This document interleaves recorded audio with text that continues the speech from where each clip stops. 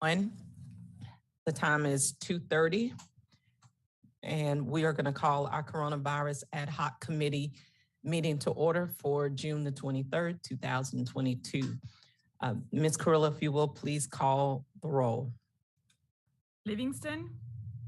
Here. Barron. Here. Newton. Present. We have a quorum.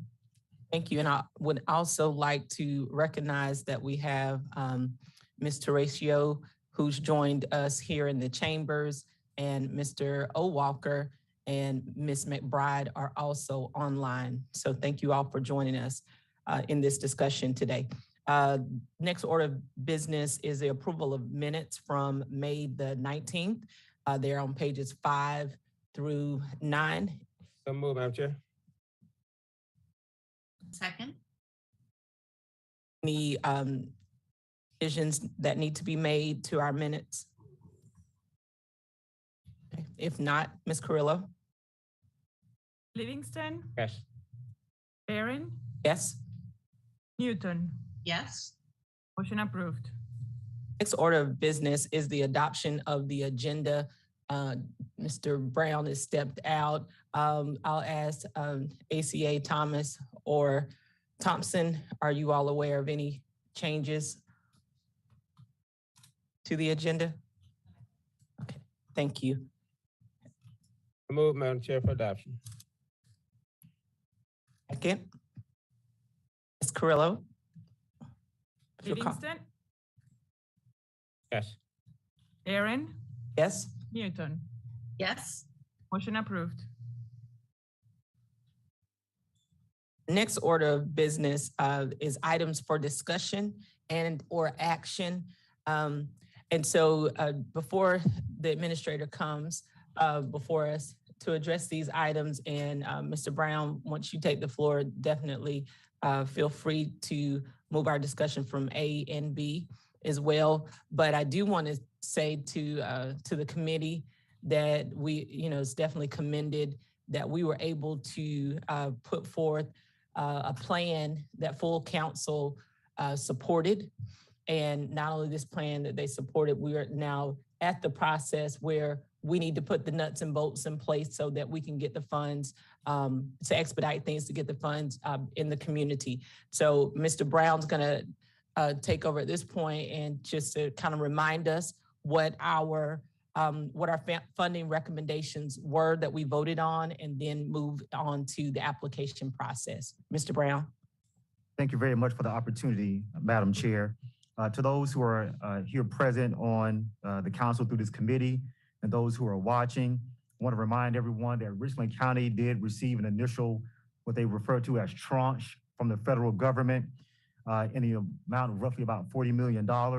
The initial work that the council did was to address some of the issues that early on the pandemic was trying to address, that was dealing with folks who were working in a heightened environment that was where the COVID-19 was highly transmissible. And doing so, they provided stipends to employees. They also provided assistance to mental health programs to the Sheriff's Department.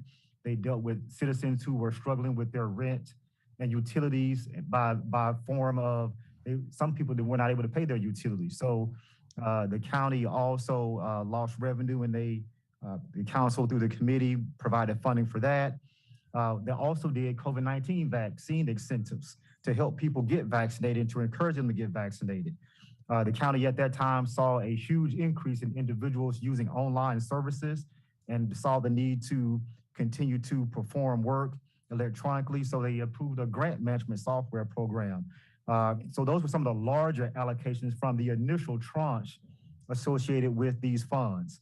More recently, the county looked at the remaining funds that it will receive and the funds that currently were not allocated, and looked at how they would allocate those funds. And in the last packet that I received, sent to the council, it was titled an executive summary, and it broke down what funding the county had left and how it would be allocated. And when the county looked to allocate those funds, it was not just an internal look. They did look at previous history related to services that the county needed to provide, but the county council through the committee talked about the importance of finding out what do the citizens need related to these funds. So the administration department, working through its team of employees, did a community survey. The community survey pointed out some critical areas that the community thought that should be addressed. And so utilizing that information, using the information that came from the committee and members of council, utilizing some previous work that needs to be performed by the county government as an operation, all those things went into the pot as we considered how these funds would be expended and allocated. And while it does not accomplish every single thing, we thought it does represent a huge wide array of opportunities to provide services for the community through these ARP dollars.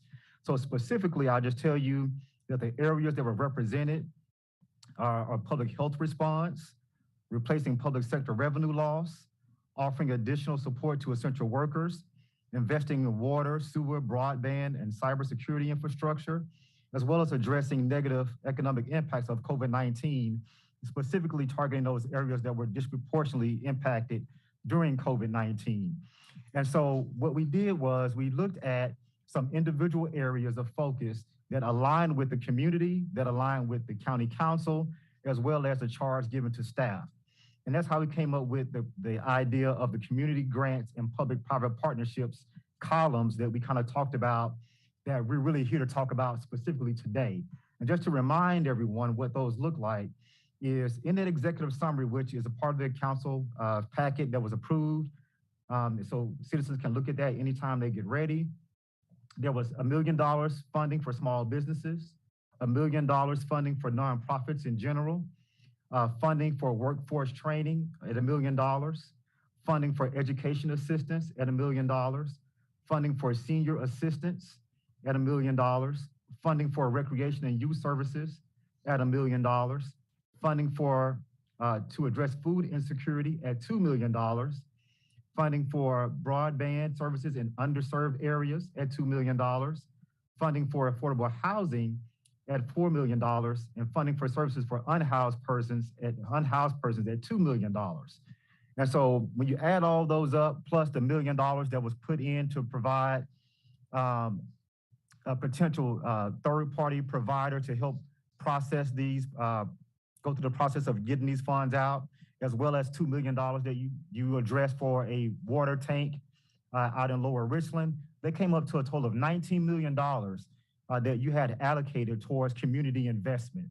And that does not include the $15 million that you put for the public health as it relates to the Family Services Center that you were looking to fund. So when you total those two together, you're looking at almost $30 million where you're giving funding back specifically to community-related needs.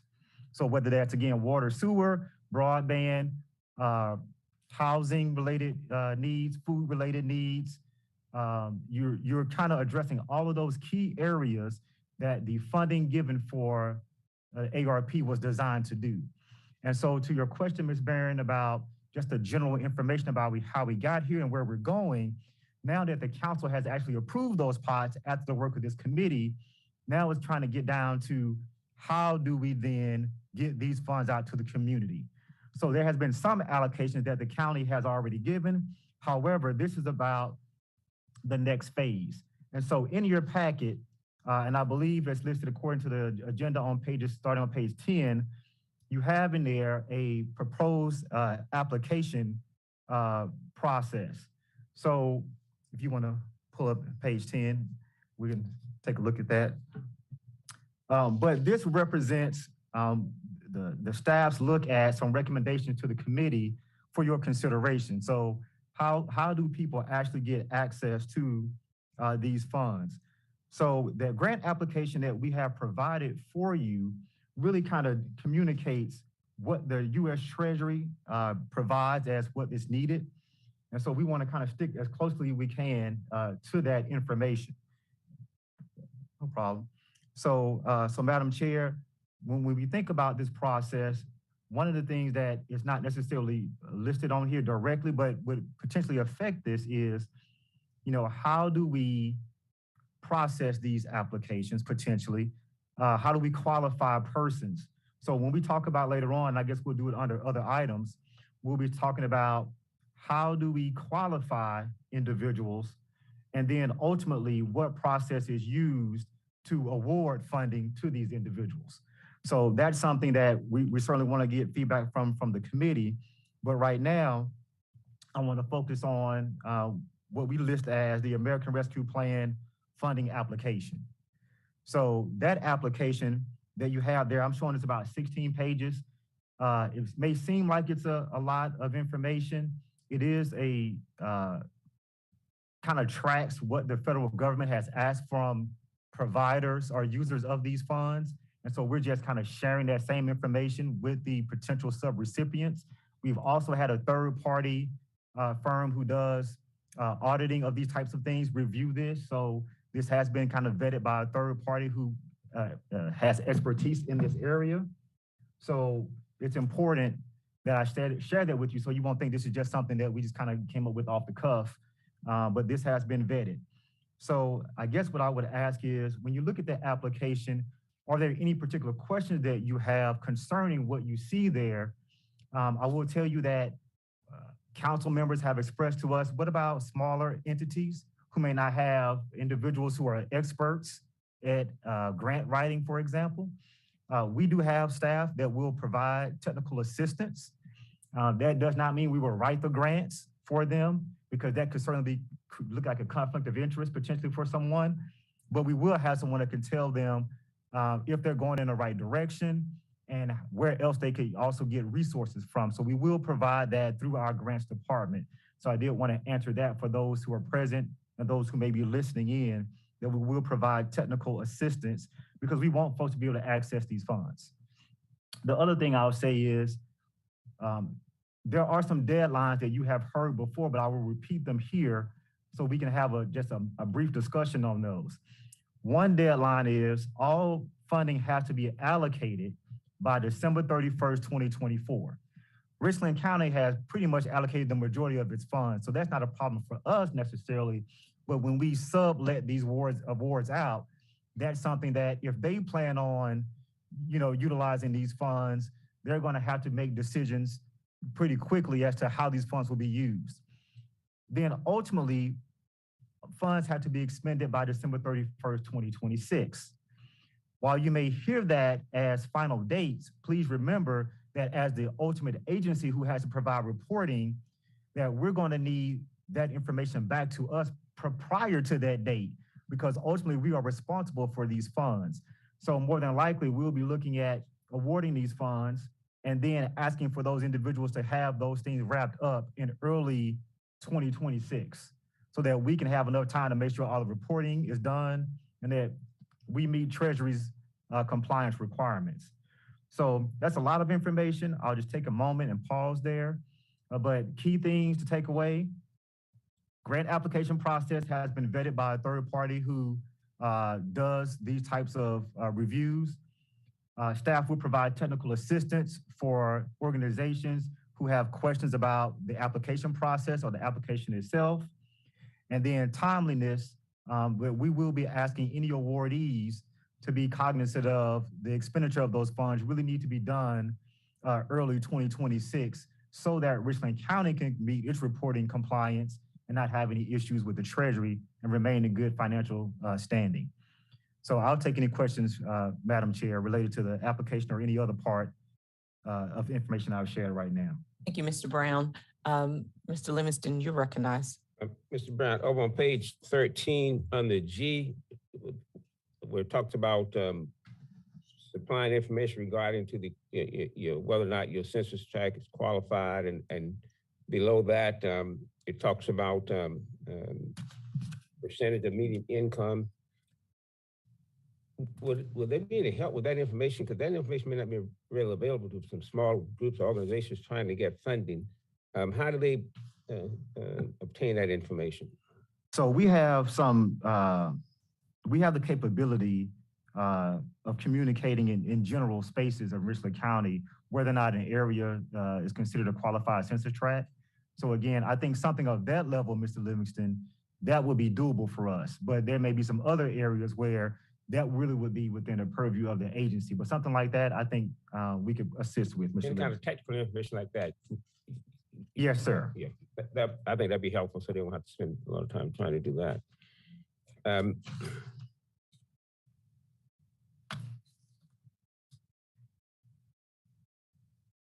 Over on page 17.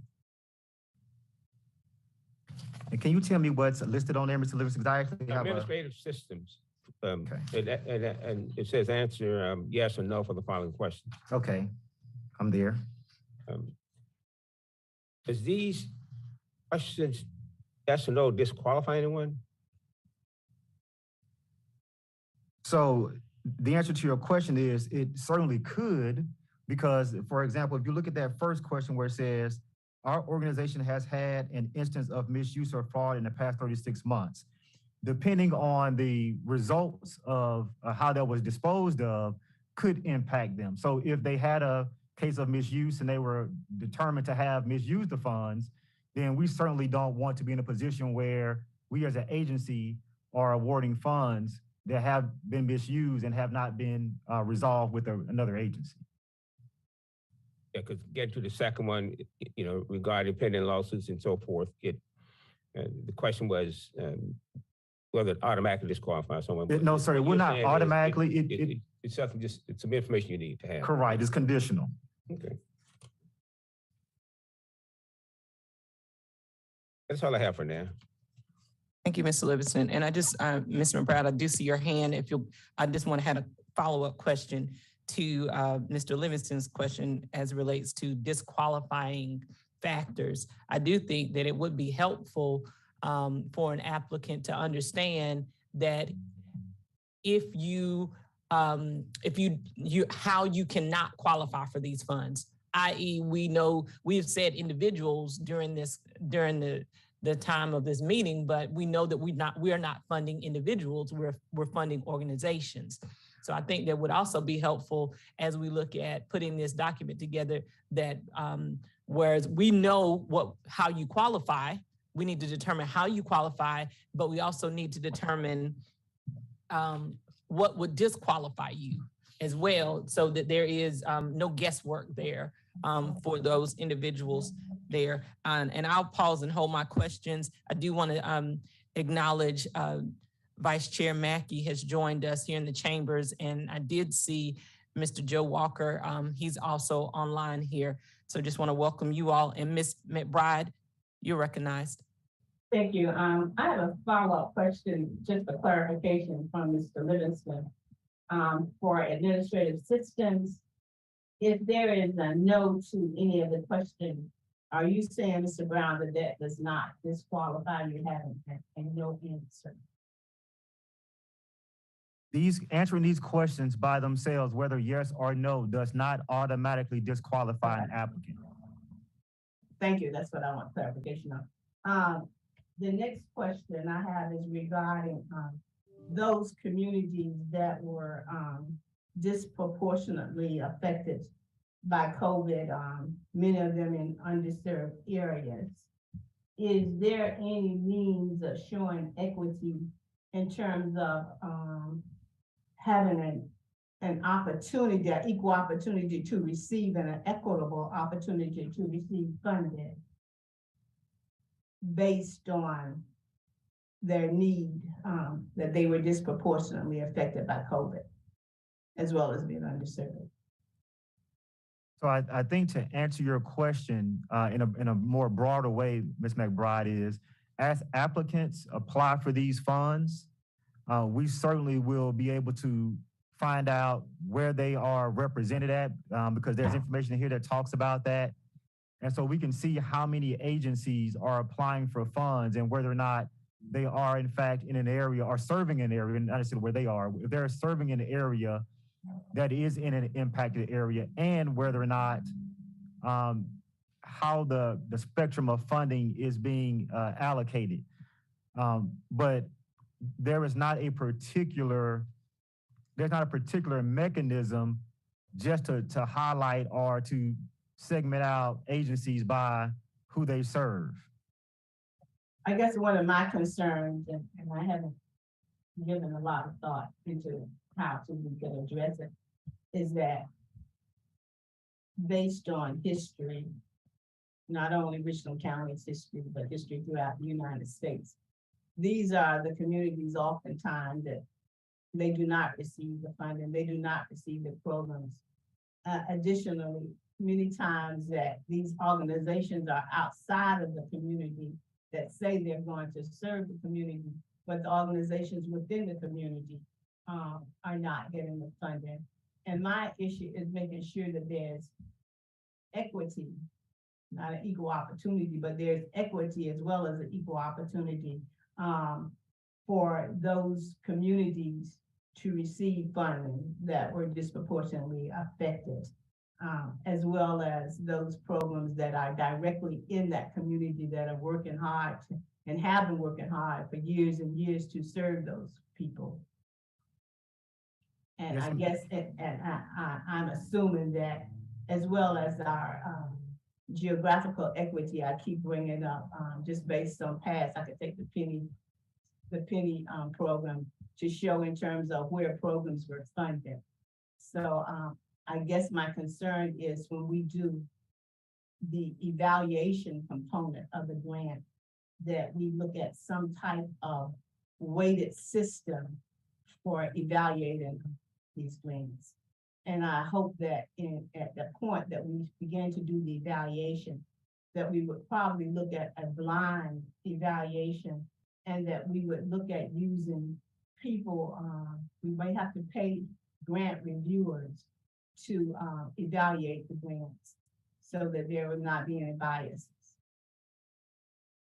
Yes, ma'am. The good news, Ms. McBride, is that this is a program that this committee and ultimately county council sets up. So if the criteria that you want to include talk about, some level of provisions that speak to that, there's nothing that prohibits that. So that's one of the reasons why we're having these conversations now, to determine how you want folks to access these funds. And to your point, not to totally shift the conversation, but so let's say you have a program in your community, that agency that's in your community, that's serving that community, let's say they have multiple programs that they support.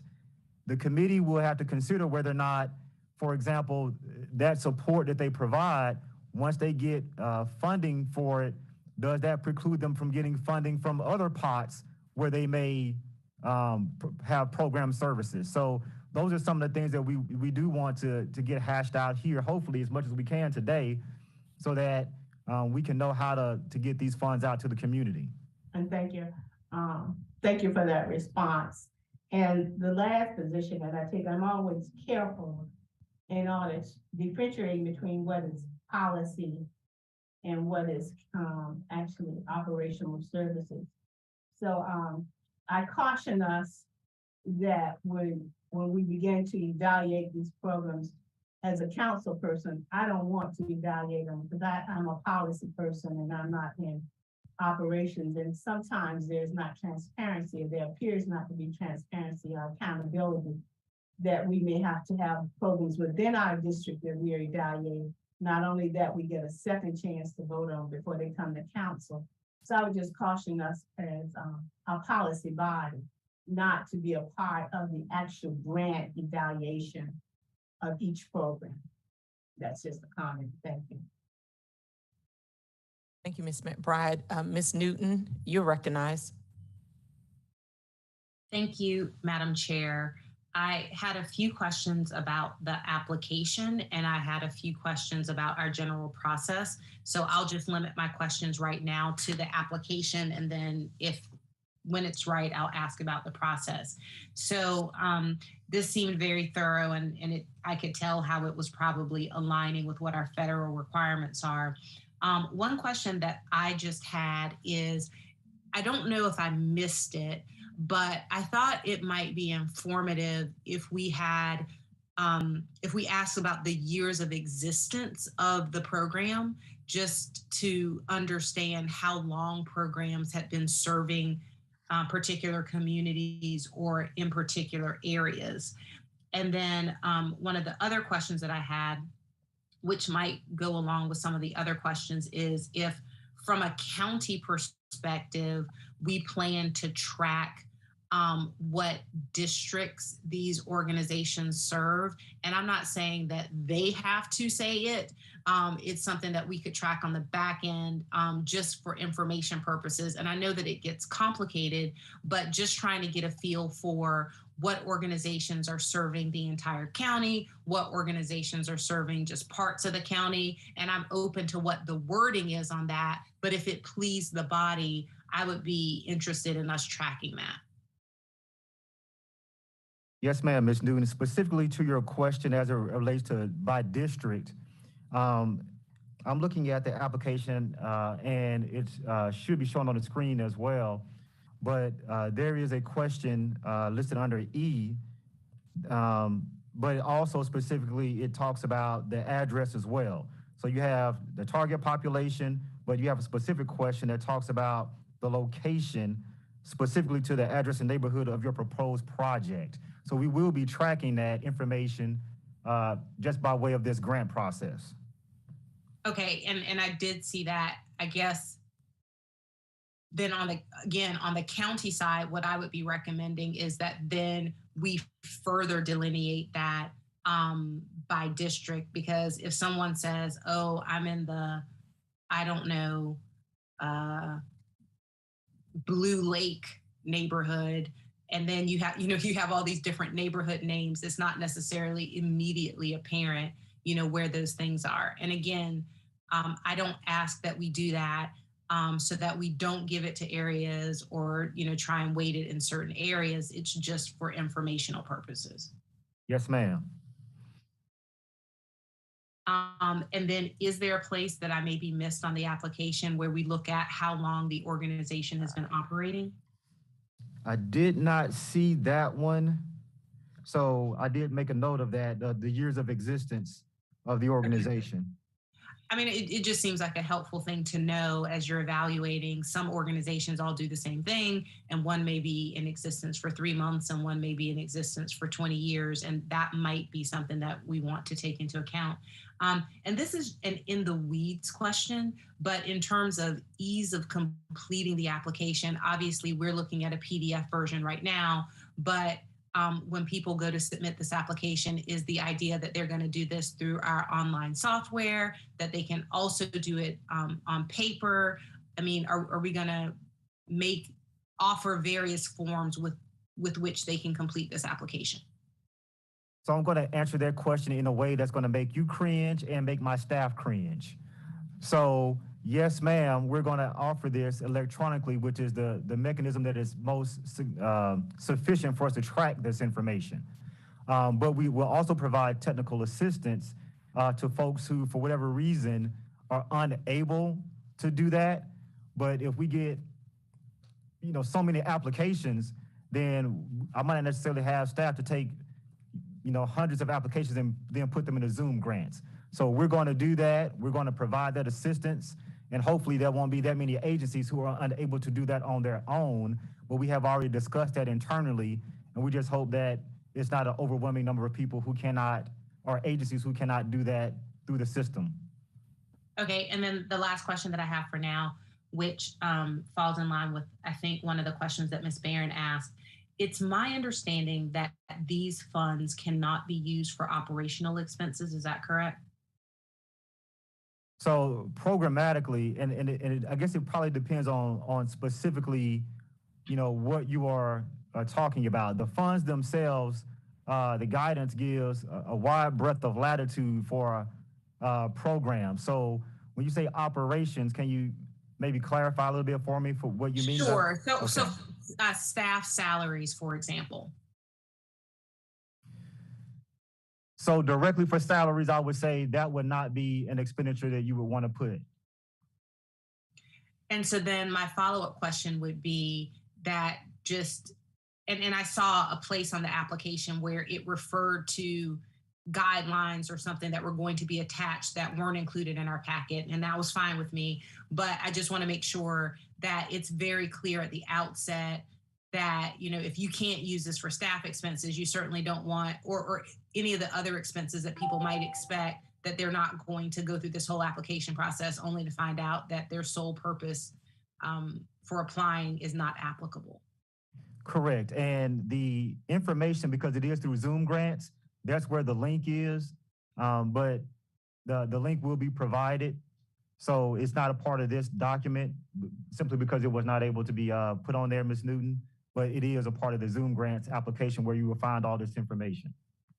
Thank you, and thank you, Madam Chair. Thank you. Ms. McBride, I see your hand is raised.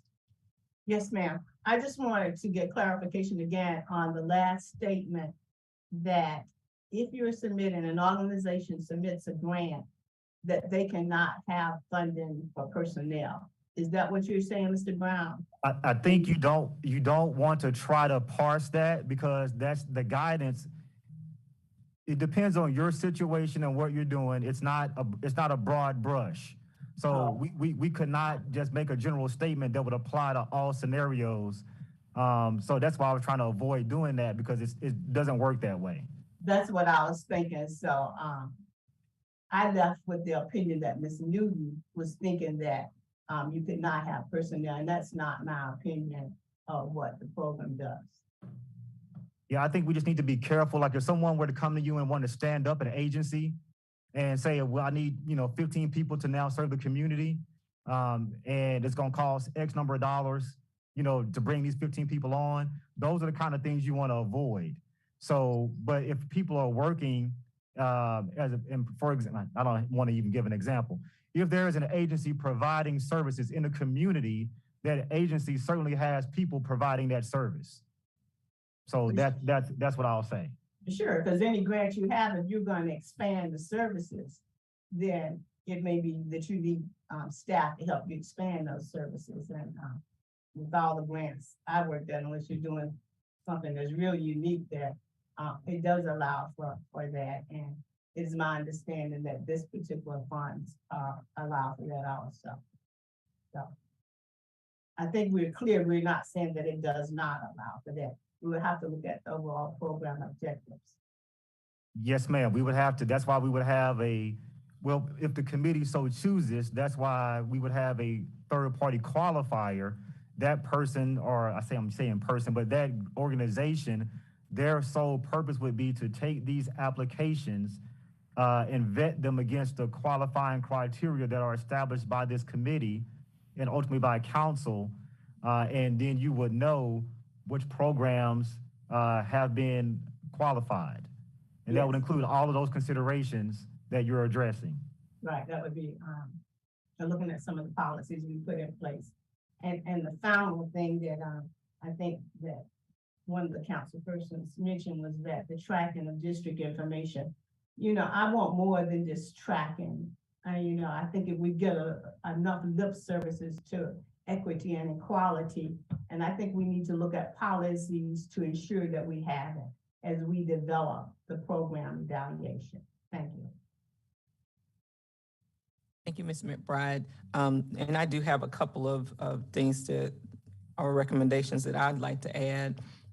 And I'm going to rehash a couple of things that I did hear some of the other either committee members or council members made mention of, and I'll start where we left off, and that is we probably want to look at, even though we know this is not going to be a generic list, but providing, I think, as much information that we can provide to the applicant that helps them understand that they do qualify or they don't qualify. So an allowable costs sheet so that they know, okay, this is an allowable cost. I can do this or I can't do that. And because something like staffing is questionable, it is going to play an important role for our staff to be able to really articulate to the applicants what that looks like.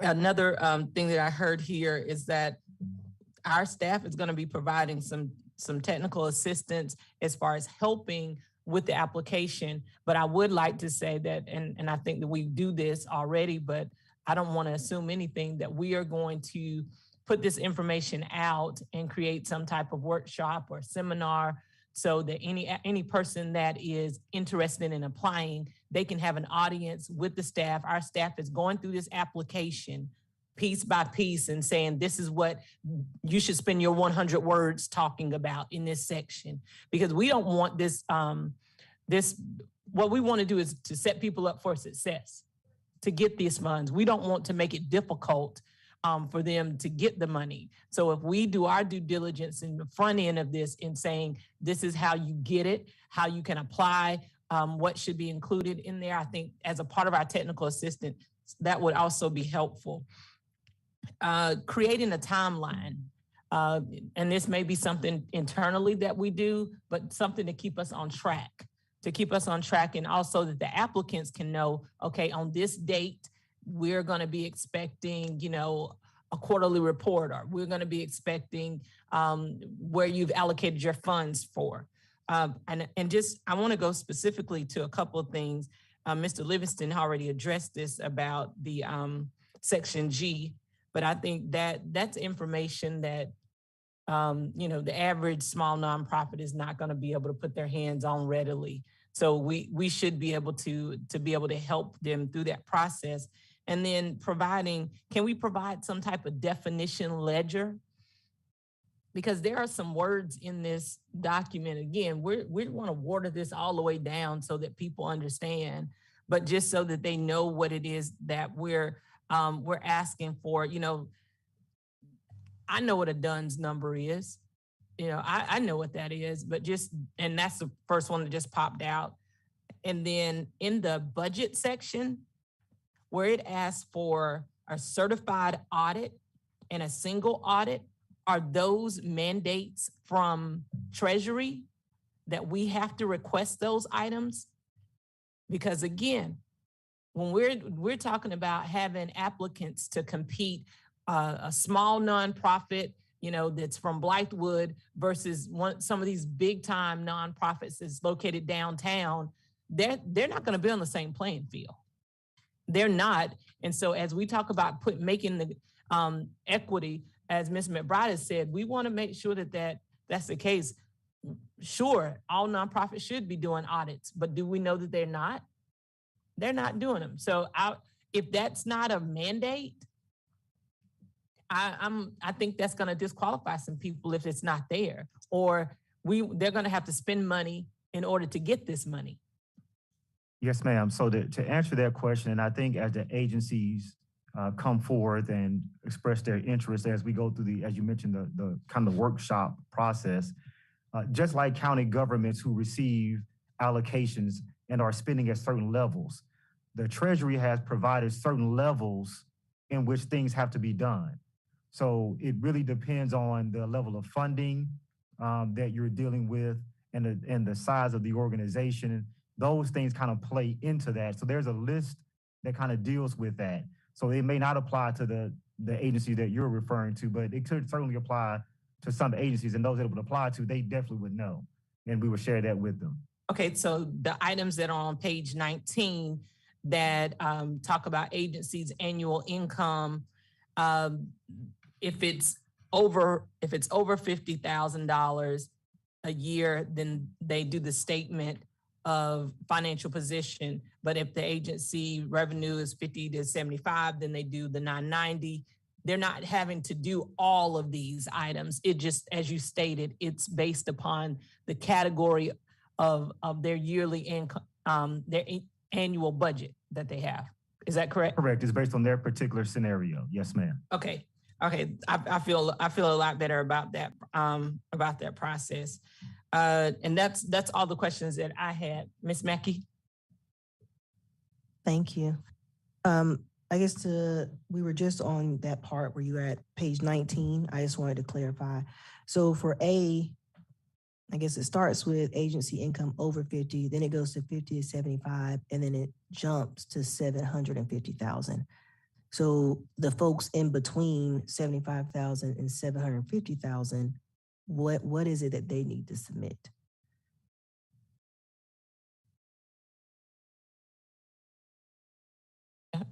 According to this paper, it's just a 990, but it would seem like there should be something there. We can check, but I believe once you hit that threshold, until you hit the next threshold, that's what it is. Okay, so I guess it throws me off because it doesn't just say 50,000 to 749,000. We'll check. To just make it clear for Yes, folks. Maybe they got off of zero. Good afternoon, if I may, Madam Chair. So anybody that has revenues of over $50,000 has to submit a financial the balance sheet and their statement of activities or a profit. It's basically profit and loss for some groups, but basically a net position report. That's for everybody over $50,000. So that covers your group that is between 50 and 75,000. You have to also show give your 990 that you filed as well. So they would also have to do that in accompaniment with the financial positions. It's once you get above that $750,000 range when you're going to have a single audit. And anybody that is receiving that kind of funding is going to expect to have that kind of audit done. I guess, and maybe grant world people understand this because I don't do this often, but it would throw me off because if I looked at it and you know that you are at 500,000, you don't really see that range. We can make that a bit more clear. Okay. Okay. So we would probably say that agencies between, everybody is going to have to submit those financial positions, but agencies under 750,000, these are the 3 items that we expect from you. And then and I won't go through these right now, Ms. Barron, but I'll give them to staff. I saw other places where there were just spelling errors or space and stuff like that. I'll give my comments. And then I had a question about page 17, F and G. Is there is it guidance or recommendation that we cap it at the 100 word limit? And the only reason I question that is depending on organizations ask, they may need more than 100 words to kind of show the full breadth of what it is and their outcomes that they plan to show. And so I just want to make sure we're not prohibiting folks from giving more information that they have, but just because of our 100-word cap. I believe that's specific to what's said within the Zoom grants, but you can attach additional information, and I'll certainly let staff clarify that if I'm wrong about that. Okay, so that was my understanding, is that's the kind of like when you go online sometimes and it says you can only use these many words, but that does not prohibit you from having additional attachments, even above what the application itself requests. You can do that today. And then with the online application, when we go through this, if you're completing online, will it give you asterisks or certain things that tell you this is required? You cannot pass the question. And is there a start and save capability? So if they started it, kind of got through the questions and then wanted to save it and come back, is that possible as well? Let me get one of the team members who utilizes Zoom grants to speak to that. Not sure if anybody's online. I saw Mr. Gaither earlier.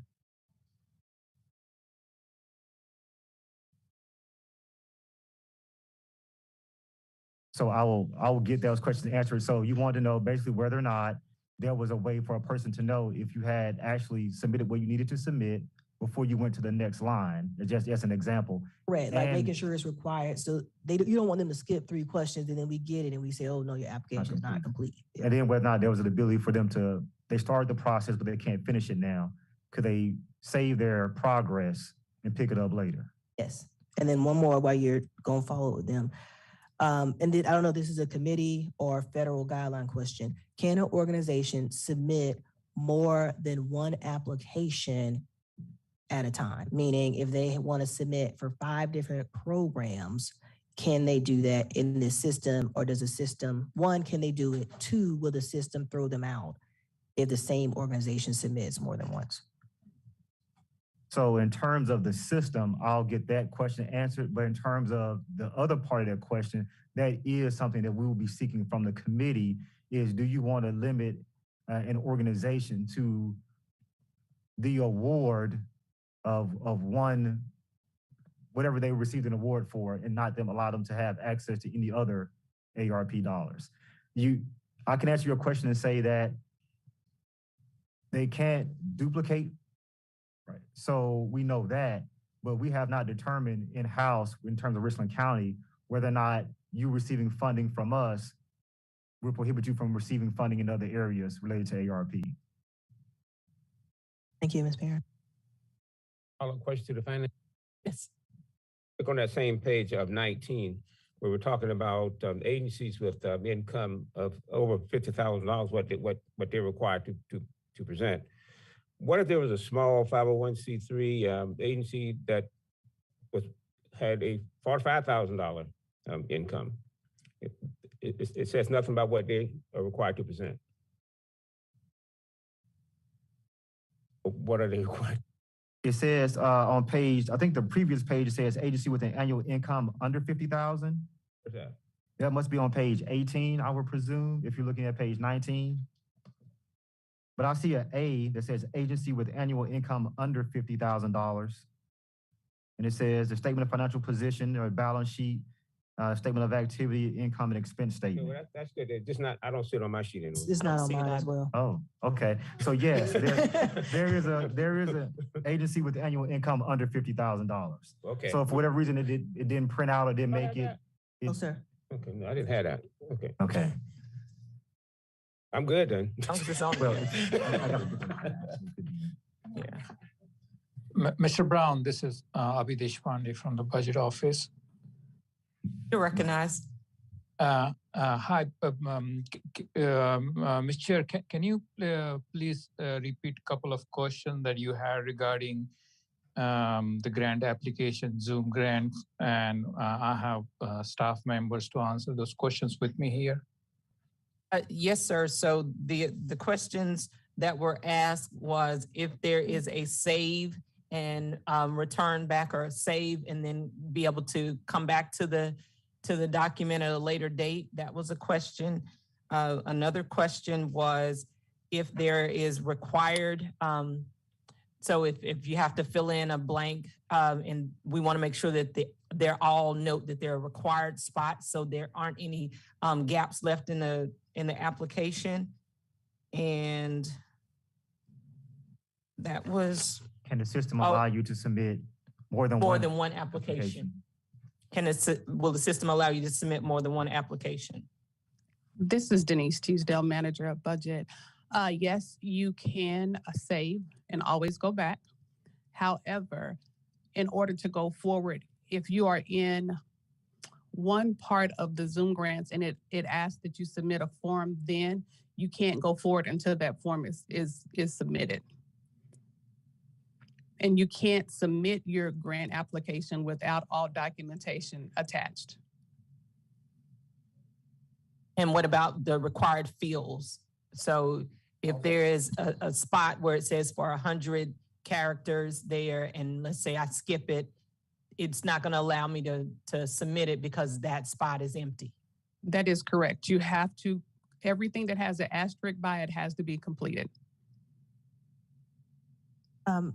Ms. Tisdale, just one other question I had was there was a certain questions that had a word limit of 100 words, and it was stated that was part of Zoom grants. You can't extend that amount. But is there a cap on the number of documents or size of documents that someone could upload if they needed to provide additional information that exceeded that 100 word count? No, ma'am. We have full access to manipulate the whole application process if we need to. We can move things around. We can add additional requirements. We can also edit how many words are allowed. Great. Okay, so just want to recognize there is a hand. Is that Ms. McBride? Yes, Recognize. thank you.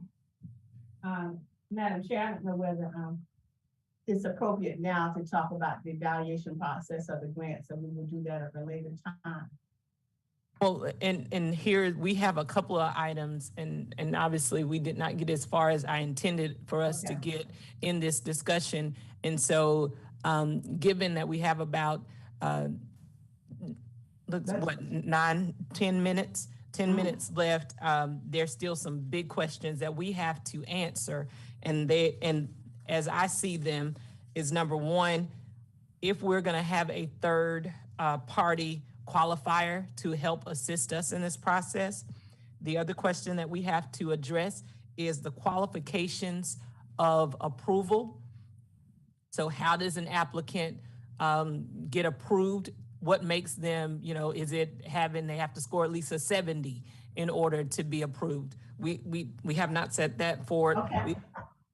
And so we do also have one additional question, and that is, can an organization, if you have an organization, let's say, that provides youth services, affordable housing, and homelessness, they address those areas, can they apply for different pots of money? So those are some big questions that we still need to hash out. Okay. That's what I needed to know. So we can do that another time. I would like to make a comment regarding the word limit and the number of additional documents that you can attach. I think we need to really think carefully over how many documents you can attach, because as you know, Madam Chair, it can be very cumbersome, and that's why usually they put a limit in terms of what can be provided during the evaluation, because it becomes very cumbersome, and you really, it makes the evaluation very difficult if you don't provide some limits to what can be used. And so we usually only request in the grants those things that are applicable to the questions being asked. Thank you. So with this, what I'd like to do, because I don't want us to start a conversation that we definitely cannot complete, but I do want to note that within the next week, I'd like for this committee to reconvene, and in the interim, to be able to have a conversation. Mr. Brown, if you and your team will start to think forward with those questions that I just addressed, so that we can come in. Now I think that we've given our input over the application. We can present, taking those things that were given today and making the adjustments and send that out for another review and address that in the meeting. But more importantly, I think the next meeting, we want to address these questions, because that's going to be probably the last and final step of what we need to do in order to get this to full council. So I will move on to the next item on our agenda, and that is other items. And we've added this piece to our agenda just because it's usually something comes out of a discussion that we had previously, and we need to be able to address them. So Mr. Brown, I'll open it up to you first to see if you have any other items that you need to bring before this committee. Yes, Madam Chair. I did have 2 items for the committee's consideration. Both of them relate to ARP funding. One of them relate to a number of agencies, and if you don't mind, I would just like to read it as a recommendation and certainly give you an opportunity to address any questions you have from me. So there will be a recommending that the council, through this committee, make a motion to award ARP funding to the following millage agencies. I'm going to list them out: the Richland County Recreation Commission, the Richland County Library, Billings Technical College, and the Columbia Mental Health. These agencies requested the fiscal year 23 meal cap, but their fiscal year 23 approved no meal budget resulted in less funding compared to their fiscal year 22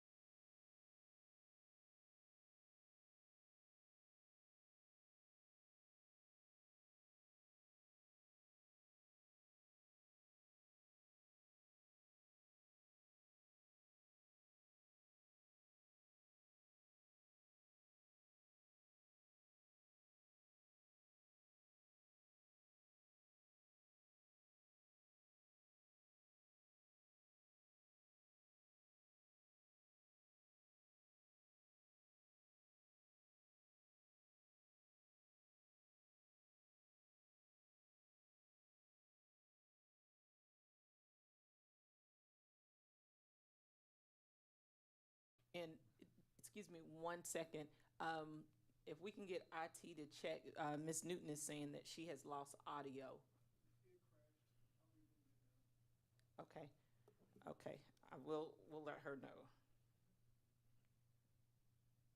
And I don't know if you wanted me to address the second item. I had just two items, or if you wanted to address that item right now and just wait until it's.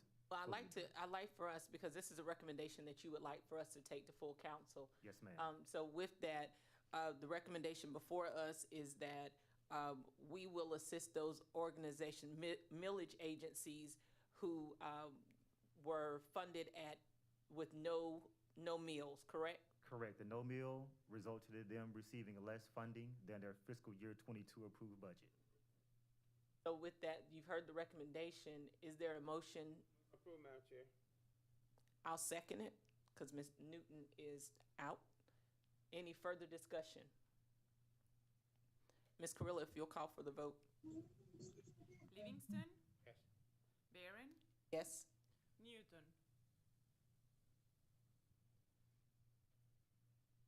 Motion approved. Mr. Brown, your next item?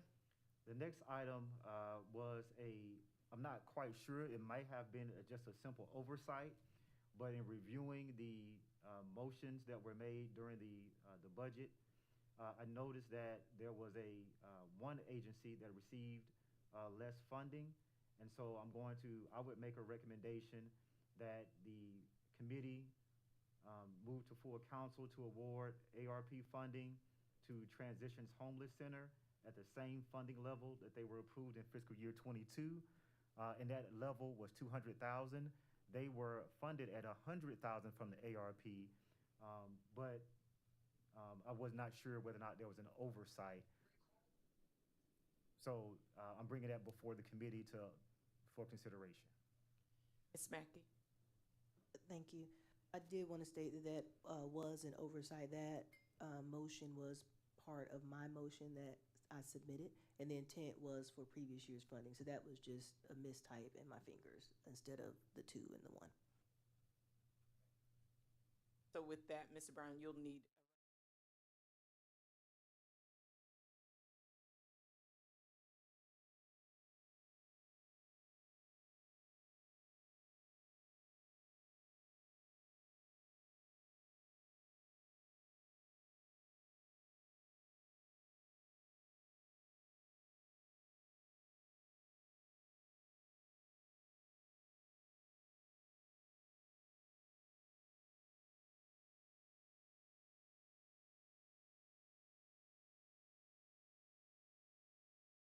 Livingston, Yes. Barron, yes. Newton. Motion approved. Thank you, everyone. Stay tuned for the next seat. Another program coming to you real soon.